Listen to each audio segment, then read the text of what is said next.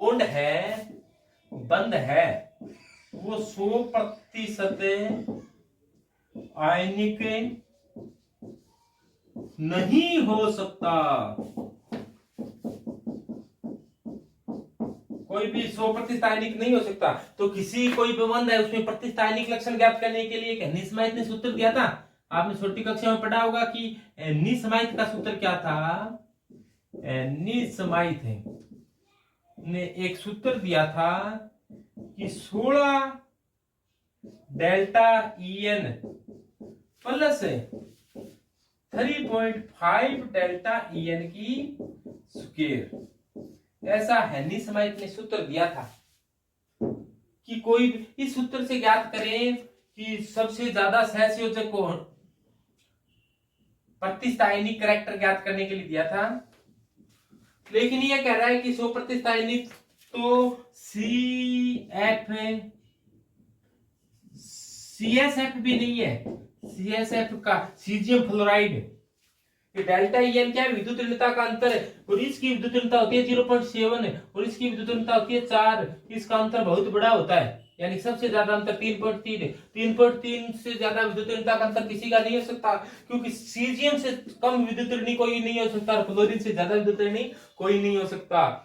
Caesium की विद्युत ऋणता सबसे कम होती है 0.7 और सीजियम फ्लोरीन की विद्युत ऋणता होती है 4, यानी सबसे ज्यादा आयनिक होता है वो तो ये होता है। तो कोई भी बंध है, ये CFT कहती है कि बंध कैसा है, आयनिक है, बंध है 100% आयनिक है। इस बात में झूठ पकड़ी गई इसकी, कोई बंध 100% आयनिक होता ही नहीं।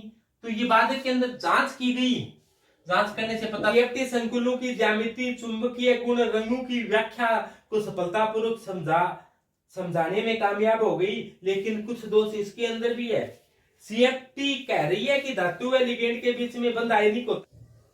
स्पेक्ट्रोस्कोपी के अध्ययन से पता चला कि 70% तो क्या है, आयनिक है, जबकि 30% क्या है, सहसंयोजक है। 70% आयनिक है और 30% क्या है, सहसंयोजक है।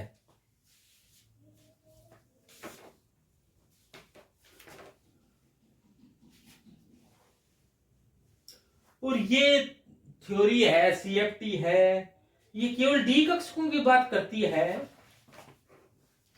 S और P कक्षक ये नहीं होते क्या? ये जो CFT है केवल ये बताती है D कक्षकों का विपाटन हो जाता है, D कक्षक है उनके पास लिगेंड आता है तो इनकी ऊर्जा बढ़ जाती है, फिर इनका विपाटन हो जाता है, T2G बनते हैं, EG बनते हैं, T2 बनते हैं, EG बनते हैं। अरे D कक्षकों की बात क्यों कर रही है? S कक्षक नहीं है क्या? P कक्षक नहीं है क्या? F कक्षक नहीं है क्या?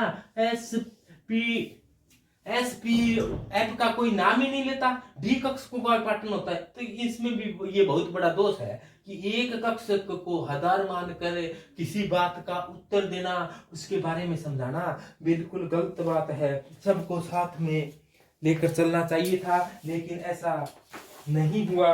ये दुख की बात है। CFT भी इस बात के अंदर ये बातें समझाने में असमर्थ रही कि D कक्षकों में इलेक्ट्रॉन, D कक्षकों की ऊर्जा में विपाटन होता है तो P कक्षकों की ऊर्जा में क्यों विपाटन नहीं होता। तो इस बात को समझाने में असमर्थ रही और ये संकुलों की बंध सामर्थ्य को भी नहीं समझा पाई, और कौन दुर्बल है कौन प्रबल है इसको भी वे सुस्पष्ट रूप से नहीं बता पाई। और CFT है वो रंग की व्याख्या कुछ हद तक करने में कामयाब हो गई, लेकिन कहीं कहीं इसमें भी दिक्कत आती है। और जल है, जल की तुलना में OH- है, वो दुर्बल लिगेंड है। ऐसा क्यों है? जल एक दुर्बल लिगेंड है, ये बात कर ली, लेकिन OH- जल से भी दुर्बल है, ऐसा क्यों? What reason?